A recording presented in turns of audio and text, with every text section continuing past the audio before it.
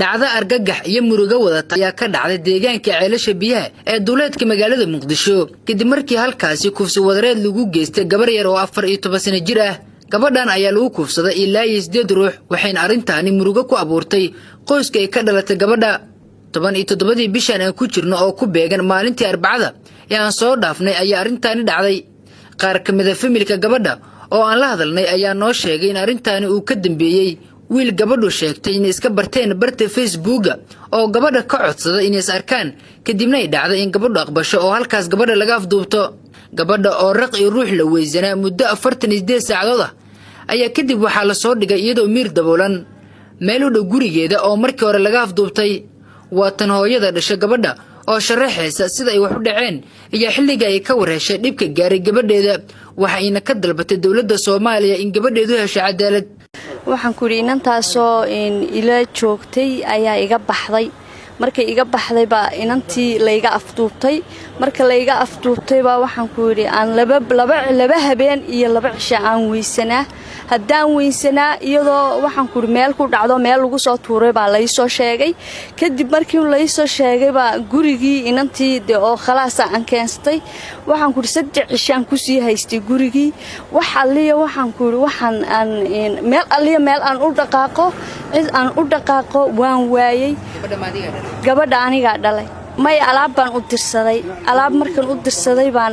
aan yiri talo gabadhi maxaa ku dhacay gabadhi teleefankeyga waa bixidhan labadii lambarba waa xidhan yihiin kadib waa soo laaban weyday markay soo laaban weyday laba habeen aan meel kasta ka raadiyay waayay ayaa gabadh isoo wacday iyadoo la soo tuuray laba habeen la haysto la soo tuuray gabadha ku soo wacday miscaalasha ceelasha weeyaan may garanayna muslimnimo u soo qaaday haddii muslimnimo u soo qaadina gurigii baan keenay gurigiina 3 cisho iyadoo dhaawac qabto oo wax kasta qabtay ila joogtay waxaan ku iri meel aan u kaco meel aan u ciirsado midnaba waan garan waayay inantayda waxaan ku iri wax arxan darro ah ayaa lagu sameeyay waxaan ugu baaqayaa muslimka meel kasta kala joogo inay isoo caawiyaan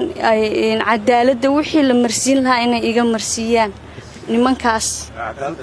ay cadaaladda mariyaan. Jibriil Sheekh Maxamed wuxuu adeer u yahay gabadha kufsiga loo geystay wuxuuna sidoo kale ka mid yahay dadka dariska la ah qoyska ka dhalatay gabadha wuxuu ahaa dadkii ugu horeeyay ee arka gabadha markii la soo dhigay gurigeeda ee markii hore laga afduubtay wuxuu ka warbixinayaa waxyaabihii uu arkay. gabadh waalidan u ahay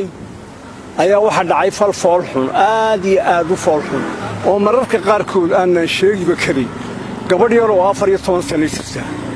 in la hooyadeed ay wax u diratay meesha wax iga soo gad oo intii baabuur lagu qaatay magaaladan inka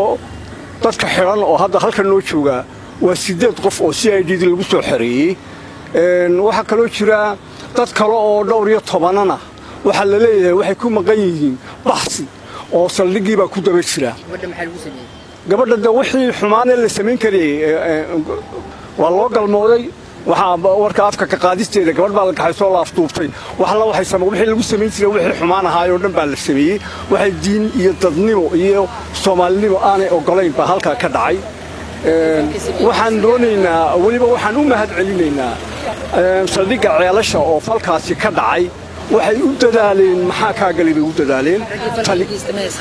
way badinayeen oo si wanaag kale 8 baa la hayaa magacyadoodii korka kama hayo 8 baa la hayaa dhowr iyo 10 waa lagu daba jiraa oo ceelashii way ka fakadeen waxa mar galay iyo wax meel kala galayba waana lagu daba jiraa gabadhii yareedna maxaan ku yiraahdaa way dhiban tahay oo way dulman tahay qofka intaasoo qof oo ilmo yar oo naqana oo aan reer horena soo marin aad iyo aad baan uga xumahay waxa Yaasiin Maxamed Bucul oo isna gabadha adeer u ah oo la hadlay keenin ayaa ka dalbaday laamaha ammaanka dawladda Soomaaliya in arrintaani aan laga harin ilaa si rasmi ah loo ogaado cid ka dambeysay dhacdadan isla markaasna cadaaladda la marsiiyo. arrintaas gabadha ku dhacday waxa loo yaqaan kufsi wadareed rag ilaa 20 ay gabadha yar u galboodeen oo 2 cisho 48 saacadood ay ku haysteen duurka oo ay ka haysteen oo ay gaari waliba saarteen oo xafadii ka fogeeyeen in nasiib wanaag hadda saldhigga ceelasha ilaahay khayraas iyo wax wanaagsan buu noo qabtay ilaa hadda 8 qof ayaan ku soo xidhnay CID-da oo hadda ka soo baxnay oo hadda ay ku jiraan intii kalena baadigoob ayaguna lagu jiraa tani waxay muujinaysaa sida bini'aadnimada iyo arxandarada dalka ay ku soo badatay maalmahan u dambeeyey isla markaana ay moodso in ay muuqatoba inaan haba yaraatee xal loo haynba waayo tirada rasmiga ilaa hadda anagu ay noo sheegeen falka lagu eedeeyay ilaa 20 qof weeyaan hadda laakiin 8 qof ayaa ka xidhan waxaan uga baaqayaa ra'iisul wasaaraha dawladda uu hogaaminayo Maxamed Xuseen Rooble in arintan ay culays badan saaraan falkan ayaa haatan waxa u xiran ilaa 8 eedeysane oo maamulka deegaanka ceelasha biyaha ay soo qabteen iyadoo iminka loo soo wareejiyay xarunta CID magaalada Muqdisho waxaana socda baaritaano la xiriira arintan dhacdooyinka noocan oo kale ayaa dhowr mar siyaabo kala duwan waxay uga dhaceen magaalada Muqdisho iyo sidoo kale gobolada dalka iyadoo arimahani ay noqdeen kuwa dhowrkii bilood ee la soo dhaafay ama sanadihii u dambeeyay si weyn looga dareemay dalka oo dhan